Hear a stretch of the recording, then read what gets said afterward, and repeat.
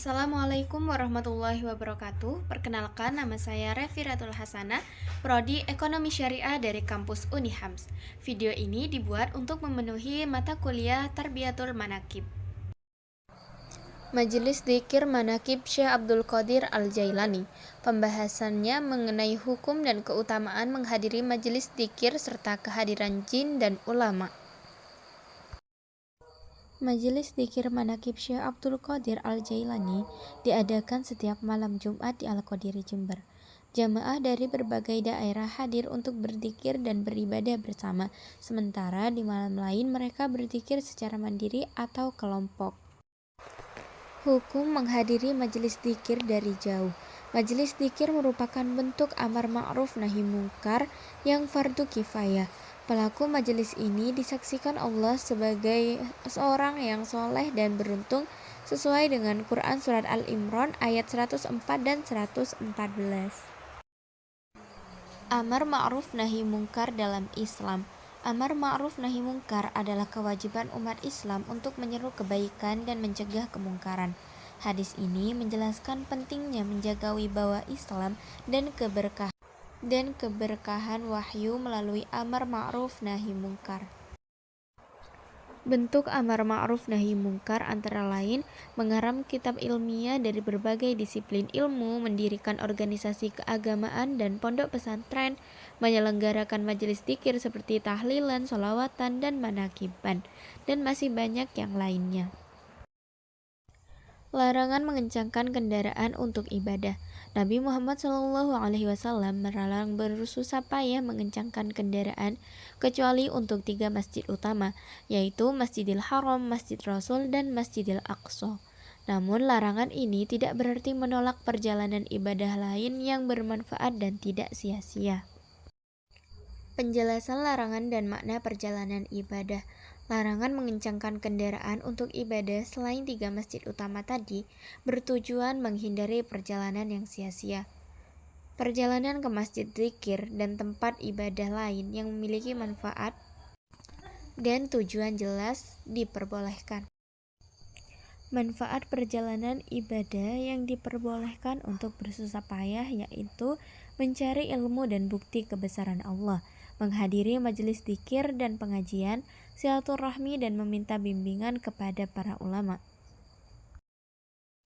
Hukum mengkhususkan ibadah di malam Jumat. Mengkhususkan ibadah seperti sholat atau puasa hanya di malam atau hari Jumat, hukumnya makruh, bahkan haram menurut beberapa ulama. Namun melaksanakan ibadah rutin di malam Jumat bersama malam lain diperbolehkan.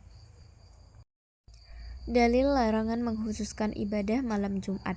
Hadis Nabi melarang mengkhususkan malam Jumat dengan qiyam atau puasa.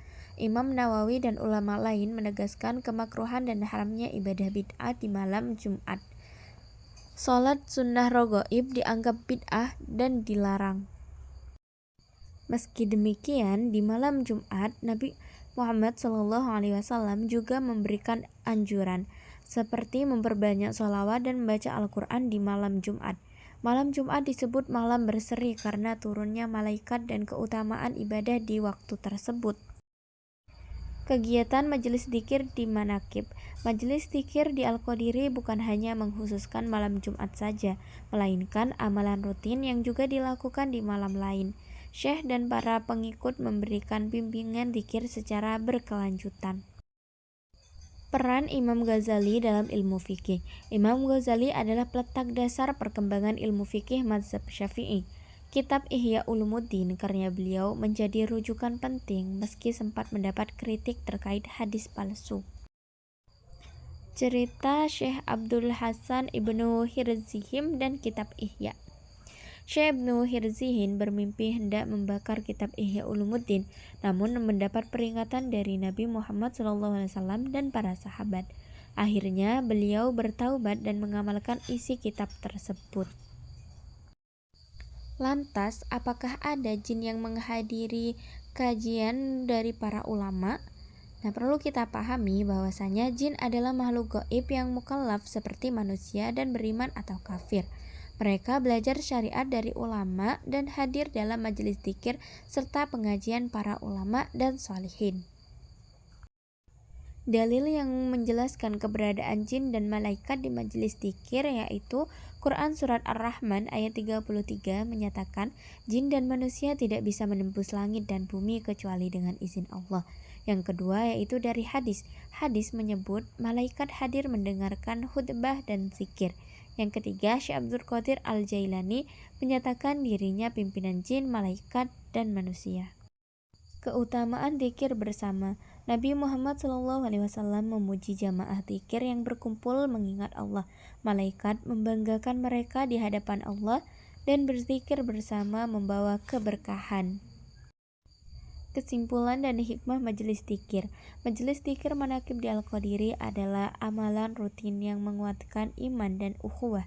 Kehadiran manusia, jin, dan malaikat menunjukkan keberkahan dan keutamaan majelis tersebut. Pesan penting dari majelis dzikir yaitu amar ma'ruf nahi mungkar adalah kewajiban umat Islam. Ibadah di malam Jumat harus diimbangi dengan ibadah di malam lain. Majelis dzikir mempererat hubungan dengan Allah dan sesama makhluk. Menghadiri majelis dzikir dan mengamalkan ilmu adalah jalan mendekatkan diri kepada Allah. Semoga kita termasuk golongan yang istiqomah dalam amar ma'ruf nahi mungkar dan mendapatkan syafaat Nabi Muhammad SAW.